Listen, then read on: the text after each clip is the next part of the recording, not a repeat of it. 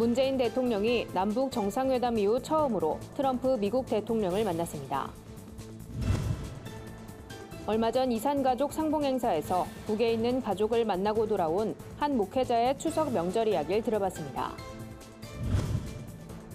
한국교회 총연합과 한국교회 봉사단이 쪽방촌 주민들에게 명절 선물을 전달하는 나눔 행사를 마련했습니다.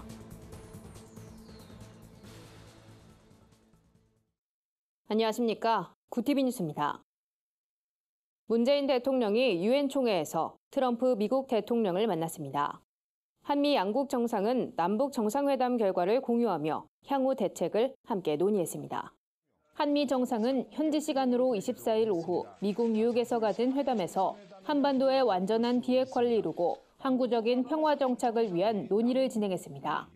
김의겸 청와대 대변인은 대북 제재를 계속하는 한편 북한이 비핵화를 이룰 경우 얻을 수 있는 미래를 보여줌으로써 완전한 비핵화 의지를 계속해서 견인하는 방안을 모색하기로 했다고 밝혔습니다. 문재인 대통령은 회담에서 김정은 위원장이 확고한 비핵화 의지를 전 세계를 대상으로 재확인했고 본인도 15만 시민 앞에서 이를 공식화했다고 설명했습니다. 이에 트럼프 대통령은 환영의 뜻을 밝혔습니다. 끝으로 양국 정상은 종전선언과 2차 북미 정상회담의 날짜와 장소를 논의한 것으로 전해졌습니다.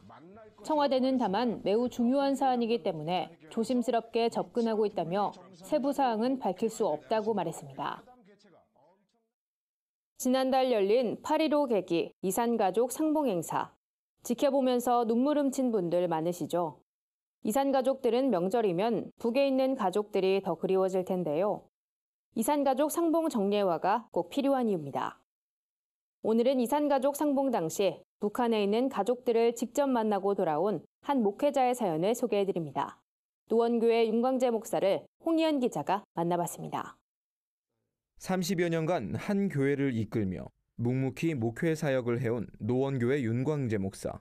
어느 날 북에 있는 작은 아버지가 남쪽 가족을 찾고 있다는 적십자사의 연락을 받은 윤 목사는 그날의 감동을 잊지 못한다고 말합니다. 명단을 보내왔는데 그 이름도 맞고 나이도 맞고 이 작은 아버님 살아계시는구나. 윤광재 목사의 작은 아버지 윤병석 옹은 6.25가 발발한 직후 행방불명됐습니다. 친형제를 비롯한 가족들은 생사조차 확인되지 않는 윤병석 옹을 애타게 기다리다가 이미 소천한 지 오래입니다. 1950년 전쟁둥이로 태어난 윤광재 목사는 작은아버지에 대한 기억이 전혀 없지만 살아생전 동생을 그리워했던 아버지와 고모의 모습을 기억하며 혈육의 정을 나눴습니다. 2박 3일의 짧은 시간, 북쪽 가족을 만났단 기쁨도 잠시 윤광재 목사는 다시 기약 없는 헤어짐에 눈물을 훔치기도 했습니다. 서신을 주고받을 수 있는 것도 아니고 또 다음에 어떤 만남이 있다라고 하는 기약도 없는 거고 하니까 이 만남이 이제 끝이겠구나라고 하는 그런 생각이 드니까 정말. 오랜만에 가족들과 추석 명절을 보내며 윤 목사는 이산 가족의 아픔을 다시 한번 떠올립니다. 남북의 위정자들과 국민 모두가 그 무엇보다 먼저 이산 가족 문제 해결에 뜻을 모아주길 바라고 있었습니다. 오고 갈 수 없다 그러면 어떤 다른 장소에서라도 이렇게 볼 수 있다든지 어떤 제3국이든지 아니면 어떤 다른 곳에서라도 볼 수 있다든지 어떤 이런 그런 것이 있었으면 좋겠다. 역사상 유례없는 훈풍으로 순항하는 남북관계 속에 이산 가족들은 작은 기대를 걸고 있습니다. 하루빨리 남과 북의 가족이 함께 만나 고소한 송편을 나눠 먹는 날이 오길 기대해 봅니다. 구티비 뉴스 홍우연입니다. 소외된 이웃들이 풍성하고 따뜻한 한가위를 보낼 수 있도록 돕는 특별한 나눔 행사가 마련됐습니다. 한국교회 총연합과 한국교회 봉사단은 동자동 쪽방촌을 찾아 명절을 홀로 보내는 이웃들을 위로하고 도시락과 명절 선물을 전달했습니다.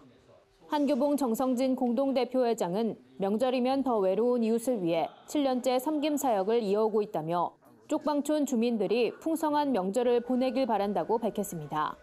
두 단체는 이날 동자동 쪽방촌에 위치한 1200세대를 방문해 명절 선물과 도시락 등 따뜻한 손길을 나눴습니다. 선물을 건네받은 주민들도 감사의 인사를 전했습니다. 두 공동대표회장은 병상에 있는 아픈 주민을 찾아 위로를 전하기도 했습니다. 한교총 최기학 공동대표회장은 두 단체가 연합해 소외된 이웃을 섬겼던 예수님의 사랑을 실천할 수 있어 감사하다고 말했습니다. 세상 속 크리스천들의 다양한 이야기를 만나보는 시간입니다. 오늘은 어떤 소식들이 있는지 한혜인 기자가 소개해드립니다.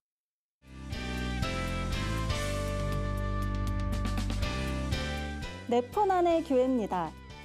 온몸의 근육이 굳어서 결국 전신이 마비되는 희소병, 루게릭병에 걸린 환자들을 돕기 위한 아이스 버킷 챌린지. 얼음물을 머리에 쏟아붓고 기부에 동참하면서 루게릭 환자를 향한 관심을 촉구하는 기부 릴레이인데요. 우리나라에서 동시에 가장 많은 인원이 아이스 버킷 챌린지에 참여하면서 세계 기록을 세웠습니다. 하나, 불어주세요!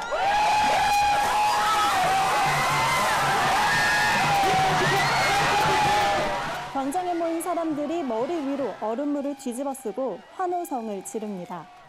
승일희망재단이 주최한 2018 아이스버킷 챌린지 런 행사에서 920명이 동시에 아이스버킷 챌린지에 참여한 건데요.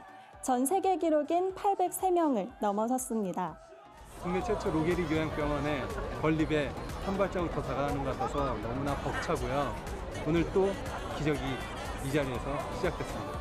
루게릭병 환자를 돕기 위한 아이스버킷 챌린지는 2014년 여름 전 세계로 확산됐습니다.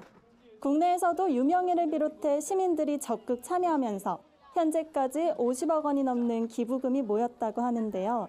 승일희망재단은 국내 최초로 루게릭 환자를 위한 요양병원 건립을 준비하고 있습니다.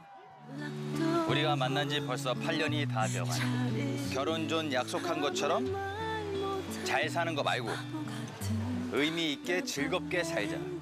배우 박시은, 진태현 부부가 2018 서울사회복지대회에서 서울특별시장상을 수상했습니다.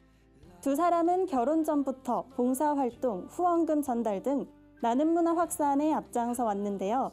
결혼 후에도 복음의 전함 광고 모델, 미랄복지재단 홍보대사로 활동하며 꾸준히 하나님의 사랑을 전하고 있습니다. 우리는 안 보이는 하나님을 믿는 정말 빛의 자녀들이니까요. 네, 그리고 또 믿지 않는 분들이 이 광고를 통해서 하나님의 그 사랑을 좀 느끼실 수 있었으면 하는. 한편 서울사회복지대회는 서울시 사회복지협의회가 주최하며 매년 사회복지 분야에 기여한 유공자, 자원봉사자 등을 선정해 시상식을 진행합니다. 연예계 대표 모범 부부로 자리 잡은 박시은, 진태현 부부의 행보가 더욱 기대됩니다.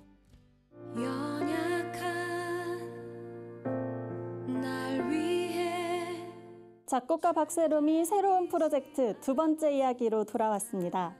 이번 앨범에 수록된 곡 아버지 사랑에는 시선, 내 삶은 주의 것 등으로 많은 사랑을 받은 예수전도단 출신의 워십 리더 김명선 간사가 노래로 함께했습니다.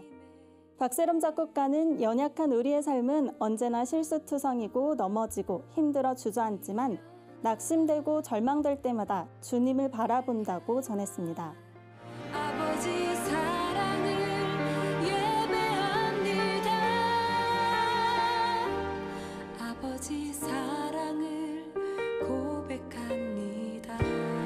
이번 찬양엔 어떠한 상황에도 하나님을 신뢰하고 그 사랑을 노래하겠다는 고백이 담겼는데요. 사람을 살리는 음악을 만들고 싶다는 박세롬 작곡가의 바람과 김명선 간사의 아름다운 목소리가 어우러져 잔잔한 감동을 전합니다.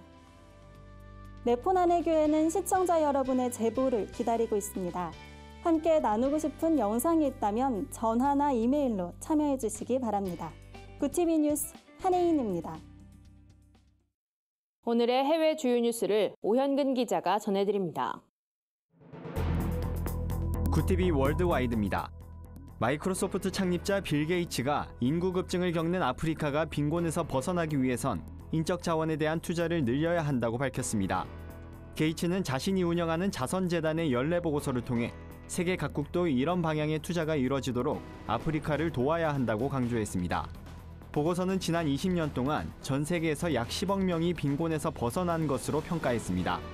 게이츠는 아프리카의 빈곤 타개 방안으로 산하 제한과 젊은 층을 위한 보건교육 분야 투자를 꼽았습니다.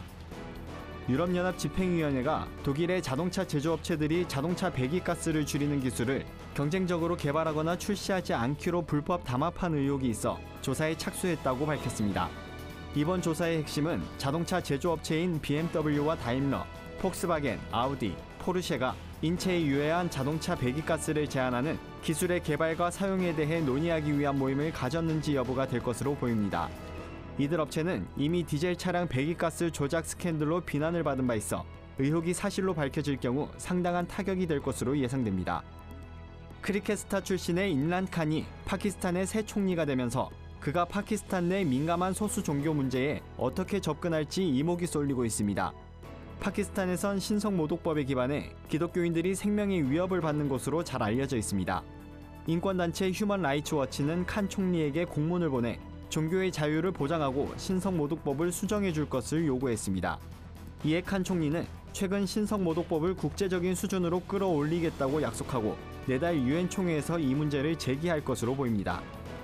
지난해 이슬람 극단주의로 인한 사망자가 8만 4천 명에 달하는 것으로 나타났습니다. 이 중에서 4만 8천여 명은 이슬람 극단주의자들이며 2만 2천 명은 민간인이었습니다. 토니 블레어 인스티튜트 포 글로벌 체인지가 발표한 이번 보고서에선 이슬람 국가 IS의 주요 군사적 패배가 있었음에도 불구하고 약 120개의 다른 폭력적인 이슬람 단체들이 여전히 전 세계적인 공격을 감행하고 있다고 밝혔습니다. 보고서는 급진적인 이데올로기의 확산을 막기 위해 극단주의에 대한 교육이 전 세계적으로 이루어져야 한다고 주장했습니다. 깊은 신앙심을 가진 호주의 크리스천 가정들이 자녀를 위해 홈스쿨링을 선택하는 경향이 증가하고 있다고 최근 데일리 메일이 보도했습니다. 자녀들이 학교에서 동성결혼을 반대해 소위 왕따를 당하는 등 종교적인 이유가 홈스쿨링을 선택하는 가장 큰 원인이 되고 있는 겁니다. 텔레그래프는 부모에게 교육을 받은 학생 수가 불과 4년 만에 50% 증가한 4,479명에 달한다고 보도했습니다. 이에 대해 뉴사우스 웨일즈 교육청 대변인은 가정교육 아동에 관해 부모의 결정을 존중해야 한다고 말했습니다. 구티비 뉴스 오현근입니다. 이상으로 뉴스를 마칩니다. 구티비 뉴스는 인터넷 신문 데일리 굿뉴스를 통해서도 보실 수 있습니다. 시청해주신 여러분 고맙습니다.